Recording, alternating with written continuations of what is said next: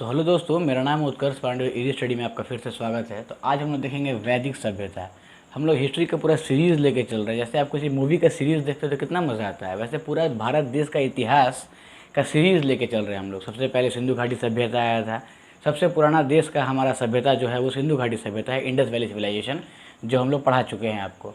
और हम लोग देख रहे हैं वैदिक सभ्यता। इंडस वैली सिविलाइजेशन के बाद यानी सिंधु घाटी सभ्यता जब खत्म हो गया 2500 से लेके, मतलब 2500 बीसी से लेके 1750 बीसी तक चल रहा था हमारा सिंधु घाटी सभ्यता। हम लोग पढ़ चुके हैं, आप जाकर उस वीडियो को जरूर देखें। और उसके बाद जब यहाँ आइएगा तो समझ में आएगा पूरा समय काल कैसे कैसे। अर्ली मैन लोग सबसे पहले था, स्टोन एज, ब्रोन एज, उसके बाद सिंधु घाटी सभ्यता हमारे देश में आया। इस सभ्यता के बाद फिर और एक सभ्यता आया 250 साल का गैप के बाद, वो वैदिक सभ्यता था।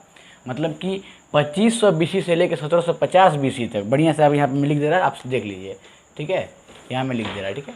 2500 बीसी से लेके 1750 बीसी तक सिंधु घाटी सभ्यता था। और 1750 बीसी के बाद 1500 बीसी से लेके पूरा का पूरा 600 बीसी तक ये घटता है। पता है ना आपको, बीसी एडी में दिक्कत ही ना है आपको। अगर दिक्कत होगा तो कमेंट बॉक्स में ड्रॉप कीजिएगा, मैं आपको एक बीसी और एडी पे बढ़िया से वीडियो लगा समझा दूंगा कि बीसी और एडी क्या होता है। बीसी हो गया मतलब कि बिफोर क्राइस्ट, वो जो जीसस थे, जीसस के टाइम से ही समय काल को नापा जाता है। जीसस के अगर पहले जो वो समय है वो बीसी में जाएगा, और जीसस के आने के बाद जो समय आता है वो एडी में आता है। मतलब अभी 2021 जो चल रहा है, मैं जब ये वीडियो बना रहा है तो 2021 साल हो चुका है जीसस के आए हुए, समझे। और जीसस जब नहीं आए थे उससे पहले बीसी चलता था, बिफोर क्राइस्ट।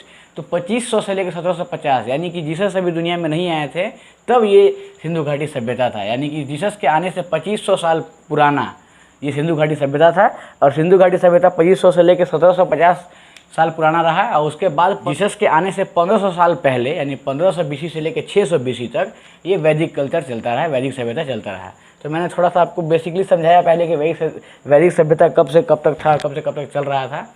तो वैदिक सभ्यता को दो भाग में तोड़ के पढ़ाया जाता है, एक पूर्व वैदिक और एक उत्तर वैदिक, समझे। पूर्व मतलब पहले, तो पहले वैदिक जो आया वो पहले वैदिक में ऋग्वेद था, और बाद के जो उत्तर वैदिक है उसमें 3 वेद, 4 वेद टोटल होते हैं। तो पहला वेद में ऋग्वेद था, पहला काल में पूर्व वैदिक काल जो था उसमें ऋग्वेद था। और दूसरा जो काल बना सेकंड में उत्तर वैदिक काल, उसमें 3 बने, सामवेद, यजुर्वेद और अथर्ववेद, ठीक है। तो हम लोग चारों वेद को बढ़िया से समझेंगे और पढ़ेंगे कि क्या क्या एग्जाम ओरिएंटेड यहाँ से पूछता है। पूरे एक वीडियो में इस कंपटीशन को देख लेंगे और बढ़िया से, और सब कुछ दिमाग में बैठा लेंगे। ये काल क्या था, ये समय क्या, अवधि क्या चल रहा था इस समय, किस तरह का विशेषता था इसका, सब कुछ समझेंगे एक ही वीडियो में। तो देखिए, पहले ये जो मैंने आपको पहले बताया कि ये जो वैदिक सभ्यता था 1500 बीसी से लेकर 600 बीसी तक चल रहा था, इसको दो भाग में पहले तोड़ लीजिए। 1500 से लेकर 1000 बीसी तक, यानी 500 साल क्या हुआ, पूर्व वैदिक काल चल रहा था। और फिर 1000 से लेकर 600, यहाँ देखिए 1000 से लेकर 600 बीसी तक उत्तर वैदिक काल चल रहा था। इसको दो भाग में बांट कर पढ़ाया जाता है। पूर्व वैदिक काल में सिर्फ ऋग्वेद पढ़ाया जाता है, और उत्तर वैदिक काल में सामवेद, यजुर्वेद और अथर्ववेद को पढ़ाया जाता है। ये 3 वेद इधर हैं, ये एक वेद इधर है। मैं इसको बार बार ये इसलिए बता रहा क्योंकि एग्जाम में पूछता है कि पूर्व वैदिक काल में कौन सा वेद आया था, तो आपको सिर्फ और सिर्फ ऋग्वेद ही मारना है, समझे। ऋग्वेद ही उसका आंसर होता है। और हम लोग थोड़ा सा इसका ढांचा को समझते हैं कि ये वेद, इसको वैदिक सभ्यता क्यों बोला जाता है, पहले ये समझिए। इसी सभ्यता के टाइम में, इसी टाइम के दौरान ये इन चारों वेदों का संकलन हुआ। आप समझिए बढ़िया से कि ये चारों वेद यही टाइम में आए थे, इसलिए इसको वैदिक काल कहा जाता है, वैदिक पीरियड कहा जाता है। अब ये वेद कौन लाए थे ये समझिए। तो ये वेदों को लाने वाले, इस वेदों के रचयिता को कहा जाता है आर्यंस। वो आर्य थे जो ये सब लाए थे। तो ये आर्य कौन थे, ये क्या भारत के मूल निवासी थे? नहीं। ये देखिए, आपको भारत का मैप में दिखा रहा है। भारत के मैप से इधर पड़ता है पाकिस्तान, ये आपको पता है। और पाकिस्तान से और ऊपर बढ़िएगा, यहाँ पड़ता है अफगानिस्तान। मैं आपको ऐसे ही समझा रहा, आपको पता होगा इंडिया मैप के बारे में, मैं बहुत बार ये बता चुका हूँ आपको। तो ये पाकिस्तान, इधर अफगानिस्तान। अफगानिस्तान से ऊपर जितना देश पड़ता है वो सब मिड एशियन देश कहलाते हैं, जैसे कि ताजिकिस्तान, तुर्कमेनिस्तान, काजाकिस्तान, उज्बेकिस्तान जैसे पड़ते हैं ना, उधर सब का सब देश। ये सारे देश जो हैं वो मिड एशियन देश कहलाते हैं। और मिड एशिया से ही ये आर्यंस उठ के आए थे, और ये पंजाब के रास्ते, ये सिंध पंजाब के रास्ते हमारे देश में इंटर किए थे। ये माइग्रेट होकर वहाँ से लोग आए थे, ठीक है। तो कौन लोग आए थे वहाँ से? आर्यंस आए थे। कहाँ से आए थे? मिडल एशिया से आए थे। और किस किस रास्ते से आए थे? तो पंजाब के रास्ते आए थे। ये सब आप याद रखिएगा, एग्जाम ओरिएंटेड में बता रहा आपको। ये पूछता है किस रास्ते से आए थे, तो पंजाब के रास्ते से, सिंध पंजाब के रास्ते से हमारे देश में इंटर किए थे। तो ये जो इंटर किए थे इनका मकसद क्या था? तो ये जो थे ये कहते थे कि संस्कृत लैंग्वेज जो है, सबसे पहले संस्कृत लैंग्वेज को हमारे देश में इंट्रोड्यूस आर्यंस ने ही करवाया था। यही आए थे और संस्कृत लैंग्वेज को लेके आए थे। संस्कृत लैंग्वेज हमारे देश में नहीं बोला जाता था।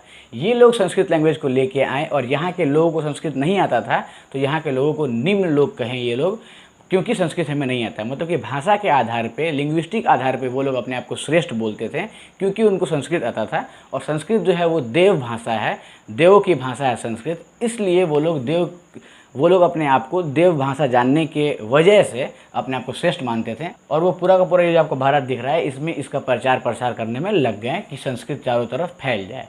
तो ये जो पूरा संस्कृत फैलाने का ठेका लिया ऊपर में, नॉर्थ साइड में, वो गौतम ऋषि ने लिया, और साउथ साइड में जो लिया वो अगस्त ऋषि ने लिया।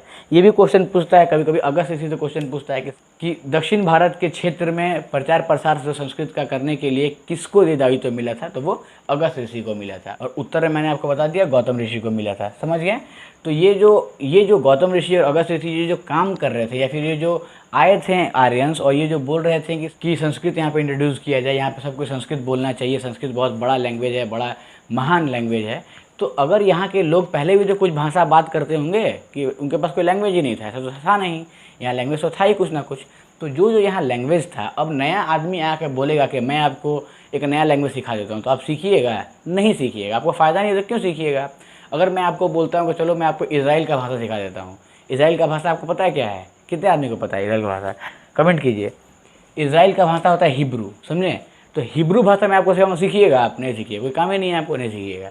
तो अब ये लोग जो आर्यंस आए थे वहाँ मध्य एशिया से उठ के और आके यहाँ इंडिया में बोला कि संस्कृत का प्रचार प्रसार कर रहे हैं, संस्कृत को आप लोग सीखिए, ये लोग क्यों सीखेंगे?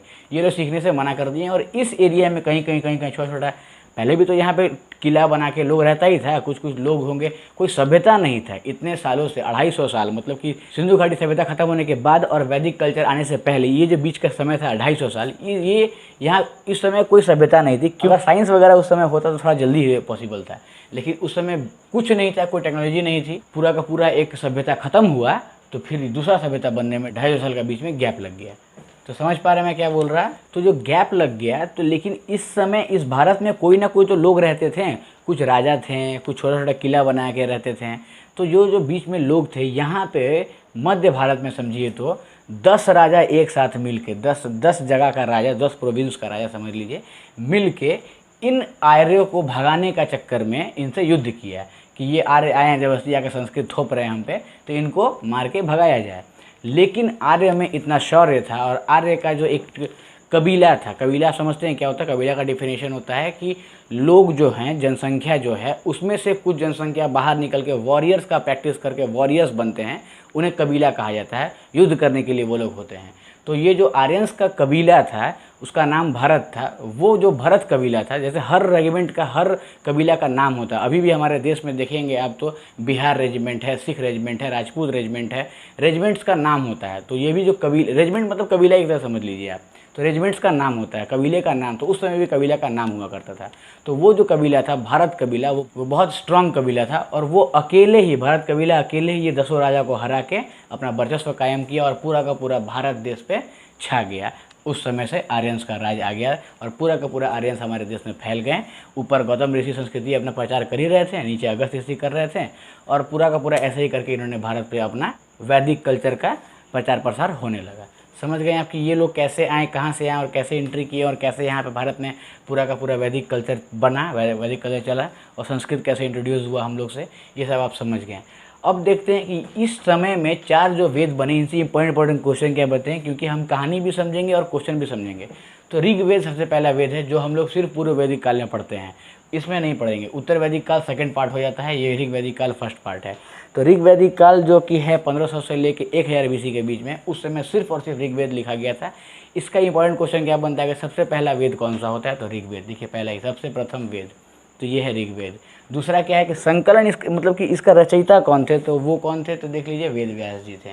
वेद व्यास जी ने ही ऋग्वेद का संकलन किया है। इसका पूरा ड्राफ्ट, इसको पूरा ड्राफ्ट कौन किए हैं? वेद व्यास जी। समझिए इसमें 10 मंडल होता है, 10 ठो मंडल यानी 10 ठो चैप्टर है। मंडल मतलब चैप्टर समझिए, 10 ठो चैप्टर है इसमें। और ऋग्वेद से इंपॉर्टेंट क्या है, उसका थर्ड चैप्टर यानी थर्ड मंडल, तृतीय मंडल, या मैंने थर्ड लिखा है, तृतीय मंडल सबसे इंपॉर्टेंट है, क्योंकि वहाँ से क्वेश्चन पूछता है कि गायत्री मंत्र यानी कि ओम भूर्भुवस्सुतोवरेण्यं भर्गो देवस्य धीमहि धियो न प्रचोदयात्, जो हमारा गायत्री मंत्र है वो कहाँ लिखा गया, ये क्वेश्चन पूछता है तो ऋग्वेद में मिलता है। ऋग्वेद के किस चैप्टर में मिलता है, किस मंडल में मिलता है, तो मंडल तृतीय में मिलता है, तीसरे मंडल तीसरे चैप्टर में मिलता है ऋग्वेद में हमारा गायत्री मंत्र। ये भी क्वेश्चन पूछता है बहुत बार एग्जाम में, पीसीएस के एग्जाम में पूछा भी है। और ये भी याद रखना है कि 7वें मंडल से एक क्वेश्चन पूछता है कि 7वें चैप्टर में क्या इंपॉर्टेंट चीज़ है, तो वहाँ पे दगराज युद्ध के बारे में बताया गया है। वही दगराज युद्ध यानी कि 10 राजाओं से अकेले भारत का जो किला था वो लड़के उनको हराया था और पूरा का पूरा भारत पे अपना वर्चस्व कायम किया था। वही दगराज युद्ध का वर्णन कहाँ मिलता है, 7वें मंडल में, ऋग्वेद में। तो ये इंपॉर्टेंट चीज़ें दोनों आपको याद रखना है ऋग्वेद से। ऋग्वेद के बाद इंपॉर्टेंट चीज़ देख लेते हैं तो क्या है, सामवेद। सामवेद से क्या पढ़ना है हम लोग को, सामवेद मेनली आप समझिए कि संगीत के लिए समर्पित है, समझे, यानी कि संगीत स्वर के लिए जो सारेगामापा सबसे पहले इस्तेमाल किया गया और कैसे इसको इस्तेमाल करना है, और ऋग्वेद में जो मंत्र लिखे हुए हैं, जो श्लोक लिखे हुए हैं, इनका उच्चारण कैसे करना है, इनको कैसे गाना है, वो सब कुछ आपको सामवेद में मिलेगा। और इनको गाने का प्रक्रिया यहीं से स्टार्ट होता है और यहाँ पर समझाया गया है कि कैसे गीत को, कैसे संगीत को गाते हैं। तो मेनली बेसिकली समझिए कि क्वेश्चन यही पूछता है कि संगीत का वेद किसे कहा जाता है, फिर संगीत किस वेद से जुड़ा हुआ है, तो सामवेद से जुड़ा हुआ है, ठीक है। अब आते हैं यजुर्वेद। यजुर्वेद में दिया हुआ है यज्ञ का अनुष्ठान, यज्ञ ये सब कैसे होता है, इनके नियम कानून क्या हैं, इनको कैसे पूरा किया जाता है, यज्ञ के बारे में बताया गया, यज्ञ का वर्णन किया गया है यजुर्वेद में, याद रखिएगा आप, इसे कोई क्वेश्चन पूछता है बस। अथर्ववेद से क्या क्वेश्चन पूछता है, अथर्ववेद में जादू टोना वशीकरण ब्लैक मैजिक टाइप्स यही क्वेश्चन पूछता है। जादू टोना किसने बताया गया है, तो वो अथर्ववेद में बताया गया है। वशीकरण किसने बताया गया है, तो अथर्ववेद ने बताया गया है। और अथर्ववेद मेनली आप समझिए कि सबसे पहला वेद है ऋग्वेद और सबसे इम्पॉर्टेंट वेद है अथर्ववेद। इसको ब्रह्म वेद भी कहा जाता है, यानी श्रेष्ठ वेद, ब्रह्म मतलब श्रेष्ठ वेद। तो श्रेष्ठ वेद किसको कहा जाता है, याद रखिएगा, अथर्ववेद को। आखिरी वेद भी इसी को कहा जाता है, ये सबसे लास्ट वेद है। सबसे पहला ऋग्वेद आया, उसके बाद सामवेद आया, उसके बाद यजुर्वेद आया, फिर अथर्ववेद आया। इसका सीक्वेंस भी याद रखिए, कौन पहले आया कौन बाद में आया, ठीक है। और ये अकेले इधर पढ़ाया जाता है। पूर्व वैदिक काल में क्वेश्चन पूछता है कि पूर्व वैदिक काल में कौन सा वेद था, तो सिर्फ और सिर्फ ऋग्वेद था। ये तीनों इधर हैं, समझ गए। तो बेसिकली मैंने आपको सब कुछ समझा दिया है। अब सिर्फ थोड़ा सा और आगे बढ़ के ये देख लेते हैं कि वैदिक सभ्यता में समाज कैसा था। तो समाज और यज्ञ ये 2 पॉइंट है जहाँ से क्वेश्चन बहुत बार बनता है। तो समाज देख लेते हैं। तो समाज 4 वर्ग में बटा हुआ था, ठीक है। सबसे पहले इन आर्यों के हिसाब से सबसे पहले जो होते हैं वो इंसानों की श्रेणी से ऊपर हैं गॉड। यानी देखिए आपको यहाँ पे मैं पिरामिड स्ट्रक्चर में सब कुछ पहले चलता था, वो मैं आपको दिखा रहा कि सबसे ऊंचा इन आर्यों के हिसाब से और हमारे हिसाब से भी आज के डेट में भी सबसे ऊंचा गॉड होते हैं। तो भगवान के नीचे ही सब हैं, सारे इंसान जो हैं, फिर उनकी कैटेगराइज की गई है। कैसे देखिए, पहले गॉड के नीचे ब्राह्मण के नीचे क्षत्रिय के नीचे वैश्य के नीचे शूद्र, समझे। इस तरह से 4 वर्गों में पूरा का पूरा उस समय समाज को बांटा गया था। अब ब्राह्मण कौन होते थे, जिनके पास ज्ञान होता था, जो ज्ञान बांटा करते थे, वेद का ज्ञान रखे थे, सारा का सारा श्लोक समझते थे, मंत्र का उच्चारण करते थे, मंत्र समझते थे और ज्ञान अर्जित करते थे और लोगों में ज्ञान बांटते थे, वो ब्राह्मण थे। और जो ये इंपॉर्टेंट चीज़ समझिए कि जो ज्ञान रखेगा वही ब्राह्मण होगा, ब्राह्मण का बेटा ब्राह्मण नहीं होगा। वो मैं आपको आगे से समझाऊंगा बढ़िया से। तो ब्राह्मण वही होगा जो ज्ञान अर्जित कर लेगा, ठीक है। क्षत्रिय वो होगा जो वॉरियर होगा, जो पूरे समाज को, पूरे राज्य को रक्षा करेगा। एज अ वॉरियर वो लड़ेगा और अपने लोगों के लिए, अपने लोगों का रक्षा करेगा, वो क्षत्रिय हुआ। वैश्य कौन हुए, as a type of businessman, लाला साहूकार लोग जो होते हैं, पूरा बिजनेस एडमिनिस्ट्रेशन जो चलाना है वो वैश्य लोग करते थे। मतलब कि एक बनिया टाइप का, एक वैश्य टाइप का पूरा जो लोग होते थे वो इस श्रेणी में आते थे। और शूद्र मतलब होता है, शूद्र का मतलब होता है सेवा करने वाला। तो ये सबसे नीचे आते थे शूद्र। इनको शूद्र को माना जाता है बहुत छोटा टाइप का, लेकिन छोटा टाइप का नहीं होते हैं, सबसे बड़ा लगभग समझिए तो यही होते हैं, क्योंकि ये सेवा करते हैं। आज के समय सेवा का मतलब होता है, आप नाक सिकुड़ को समझिएगा, सेवा करता था यानी कि ग्रुप डी का होगा, ऐसा कुछ नहीं है। शूद्र का मतलब होता है सेवा करने वाला, यानी कि ये बहुत महान काम है। एज अ वैदिक कल्चर सेवा करना बहुत बड़ा काम था जो इनको सौंपा गया था, ठीक है। तो ये 4 भाग में बांटा गया। सबसे कम ब्राह्मण हुआ करते थे, जो आज के डेट में भी है कि जो सबसे सुपीरियर लोग होते हैं वो सबसे कम होते हैं, और उसके थोड़े से सुपीरियर जो कम हुए क्षत्रिय वो थोड़े से उनसे ज़्यादा थे। वैश्य थोड़ा उनसे ज़्यादा थे और सबसे अधिक शूद्र हुआ करते थे उस समय। सबसे कम ब्राह्मण हुआ करते थे, सबसे ज़्यादा शूद्र हुआ करते थे। ठीक है, तो ये हमने समझ लिया समाज कैसे बटा हुआ था उस समय। लेकिन इसको समझने से एक चीज़ और समझना है कि ये जो मैं आपको अभी बताया ये पूर्व वैदिक काल का समय था। पूर्व वैदिक काल में ब्राह्मण था, क्षत्रिय था, वैश्य था, शूद्र था। लेकिन पूर्व के बाद जब उत्तर वैदिक काल आया तो उसमें क्या हुआ कि ये जो बाकी के 3 जातियाँ हैं, क्षत्रिय, वैश्य और शूद्र, इनको लगने लगा कि ब्राह्मण को ज़्यादा सुपेरिटी मिल रहा है, इनको ज़्यादा वैल्यू मिल रहा है, तो थोड़ा सा नियम कानून में चेंजिंग लाया जाए। और उसके बाद उत्तर वैदिक काल आया और नियम कानून में चेंजिंग आ गया। और अब क्या होने लगा कि जो ब्राह्मण होगा उसका बेटा ब्राह्मण होगा। ये ज़रूरी नहीं है कि आप ज्ञान अर्जित किए हैं कि नहीं किए हैं। अगर आपका पिता ब्राह्मण है तो आप भी ब्राह्मण बन जाइएगा, अगर आपके पिता क्षत्रिय हैं तो आप भी क्षत्रिय बन जाइएगा, अगर आपके पिता बिजनेसमैन थे यानी कि वैश्य थे तो आप भी अब वैश्य बन जाइएगा, भले आपको बिजनेस का बी आता हो या ना आता हो। समझ गए? इस तरह से अब बढ़ गया, जो आज तक चलता आ रहा है ये उत्तर वैदिक काल में हुआ था। पूर्व वैदिक काल में कितना बढ़िया था, समझ पा रहे हैं कि अगर आप ज्ञानी हैं तभी आप पंडित हैं, ऐसे आप पंडित नहीं बन सकते हैं। और उस समय इतना बढ़िया व्यवस्था था, समझिए पूर्व वैदिक काल में, कि एक ही परिवार में, एक ही डोर से बंधे हुए परिवार में ही चारों अलग अलग जात के लोग हो सकते थे। जैसे समझिए कि मैं आपको टीचिंग करा रहा, मैं आपको पढ़ा रहा, तो मैं ब्राह्मण हो गया। ऐसे मैं ब्राह्मण हूँ लेकिन मैं ब्राह्मण हो गया क्योंकि मैं आपको ज्ञान दे रहा। सो जो ज्ञान देता था, जो ज्ञान अर्जित करके ज्ञान बांटा करता था, वो ब्राह्मण हुआ करता था। तो मैं एज ए ब्राह्मण काम कर रहा अभी। अब मेरे कोई भैया जी हैं, वो भैया जी आर्मी ज्वाइन कर लिए और देश के लिए रक्षा कर रहे हैं, देश के लिए लड़ रहे हैं, तो वो अब क्षत्रिय हो गए। एक ही परिवार में मैं ब्राह्मण हो गया, मेरा भाई क्षत्रिय हो गए। और मेरे पिताजी जो रिटायर करके काम करके अब वो कोई बिजनेस कर रहे छोटा मोटा, तो वो वैश्य हो गए। तो मेरे ही घर में मैं देखिए पंडित हो गया, मेरे भैया क्षत्रिय हो गए, मेरे पिताजी वैश्य हो गए, और मेरी माँ एज अ हाउस वाइफ काम कर रही है, खाना पका के हमें खिला रही है, यानी कि हमारा सेवा कर रही है, वो शूद्र हो गई। यानी कि एक ही फैमिली में आप देख पा रहे हैं कि चारों जातियाँ पॉसिबल था आराम से हो जाना, जो कि अब नहीं है। अब सिर्फ और सिर्फ जन्म के आधार पे अगर आपके पिता जो थे वही आप कहलाएंगे, समझे? और मैंने शायद आपको बताया कि इस समय पितृ प्रधान समाज चलता था और सिंधु घाटी के समय मातृ प्रधान, यानी कि सिंधु घाटी के समय फैमिली का जो हेड होते थे वो माँ हुआ करती थी। और वैदिक सभ्यता जब आ गया तो फैमिली के हेड पिता होने लगे, और आज भी फैमिली के हेड पिता ही होते हैं हमारे कल्चर में, समझे? और लेकिन सिंधु घाटी सभ्यता में ऐसा नहीं था। सिंधु घाटी सभ्यता में क्या था, मातृ प्रधान थी, यानी कि माता जो होती थी फैमिली की वो प्रधान होती थी फैमिली की, और यहाँ पे पितृ प्रधान हो गया था। ठीक है, ये मैं आपको बता दिया। तो मैं आपको समाज बता दिया, आप समझ गया कि इस समय समाज किस तरह से बटा हुआ था और समाज पूर्व वैदिक काल में किस तरह चल रहा था कि जो ज्ञानी होगा वही होगा। अब आप किसी और जाति से हैं, यानी क्षत्रिय जाति से हैं या फिर वैश्य जाति से हैं, और कितना भी आप वेद पढ़ लें, ज्ञान ले लें, आप साइंटिस्ट क्यों नहीं बन जाएं, आपको पंडित नहीं बोला जाएगा। आप कितने ही बड़े पंडित हैं, कितने ही बड़ा मार्शल आर्ट सीख लिए, तो तलवार चलाना सीख लिए, वॉरियर हो गए, किक, कराटे, कुंफू सब सीख लिए, फिर भी आपको क्षत्रिय नहीं बोला जाएगा क्योंकि आपके पिता क्षत्रिय नहीं थे। यानी कि अब जन्म के आधार पे बढ़ चुका है, यानी कि उत्तर वैदिक काल से जन्म के आधार पे बढ़ गया सब कुछ, लेकिन पूर्व वैदिक काल में कर्म के आधार पे ये समाज बांटा गया था। समझ गए कि हमने समाज को कैसे बांट कर समझाया आपको बढ़िया से। कहीं कोई दिक्कत होगा तो फिर से एक बार रिपीट करके देख लीजिएगा। यज्ञ से थोड़ा इंपॉर्टेंट क्वेश्चन पूछता है। यज्ञ 3 प्रकार का हुआ करते थे उस समय। एक होता था अश्वमेव यज्ञ, ये बड़ा इंपॉर्टेंट है, इसको बोलते हैं उड़ता तीर लेना। अश्वमेव यज्ञ में क्या होता था कि जो राजा थे वो अपने पंडित जी को बोलते थे, बाबा एक काम कीजिए, इस घोड़े को पूरा बढ़िया सजा दीजिए। उस घोड़े का पूजा पाठ करवा के उसको सजा के जिस गांव को, जिस शहर को, जिस तरीके से को जिधर राजा को मन करता था कि इस एरिया को ले लेना है, उधर उस घोड़े को छोड़ दिया जाता था।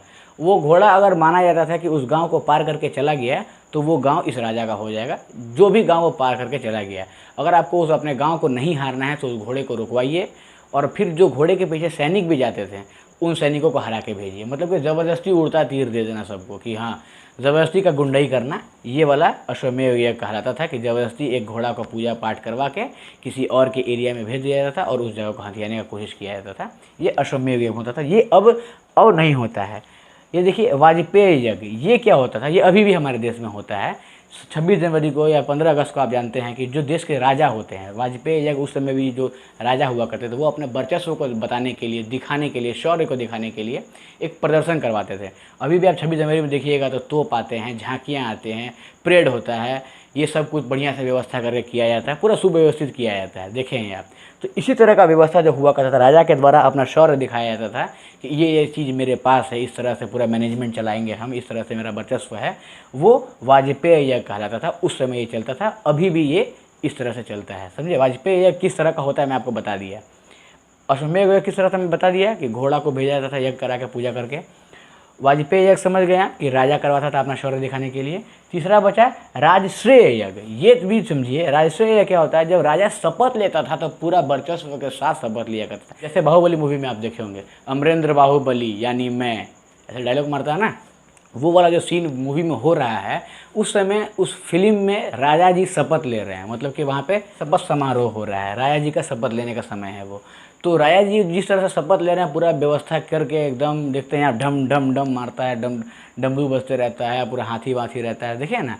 तो उस तरह का जो समारोह लगाया जाता है, उस तरह का एक यज्ञ होता है और उसको बोला जाता है राजश्रेय यज्ञ। उस वहाँ भी यज्ञ होते रहता है, सब शपथ लेने टाइम राजा का राजश्रेय यज्ञ होता था। तो इस तरह से क्वेश्चन मेंस में पूछते हैं, प्री में भी पूछता है राजश्रेय यज्ञ से, तो थोड़ा बढ़िया समझ लीजिए।